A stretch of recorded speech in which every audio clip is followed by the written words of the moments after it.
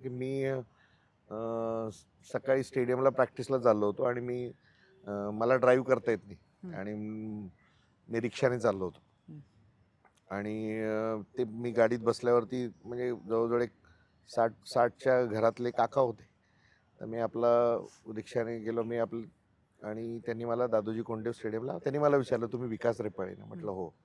काय कुठे आहेत म्हटलं. मी म्हटलं सकाळचा चालू जरा थोडं फिटनेसच्या अनुषंगाने असं असं फार काही बोललो नाही मी माझ्या मोबाईलमध्ये आणि माझ्या अरे तू आलास का, मी आलास का, सकाळचं मित्रांना जमवणं थोडं डिफिकल्ट असतं.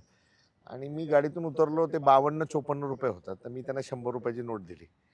त्यांनी ती परत दिली मला. तर मी म्हटलं काका माझ्याकडे सुट्टे नाहीत, मी गुगल पे करतो तुम्हाला. आता रॅन्डम आपल्याला काही लक्षात राहत नाही ना. तर त्यांनी म्हणाले ते गाडीतून उतरले आणि मला म्हणाले मला पैसे नको. मी म्हणलं का? आणि त्यांनी मला अशी मिठी मारली आणि ते असं म्हणजे एकदम भावूक झाले, म्हणजे त्यांच्या डोळ्यातून अश्रू आले. मी म्हटलं काय झालं मला सांगाल की नाही? मला म्हणाले तुम्ही मला ओळखत नाही. तर मी म्हटलं नाही, मी नाही ओळखलं तुम्हाला. तर मला म्हणाले माझा भाचा राहतो तुमच्याकडे, त्यांनी मला तुमचा नंबर दिला होता. माझ्या मुलाला जगवलंय तुम्ही. कोविडमध्ये माझ्या मुलाला जगवलंय तुम्ही आणि मी हे विसरू शकत नाही.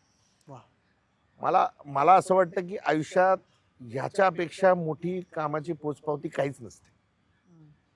तुम्ही तुमच्या आयुष्यात लोकांसाठी काय केलं हे सगळ्यात महत्वाचं.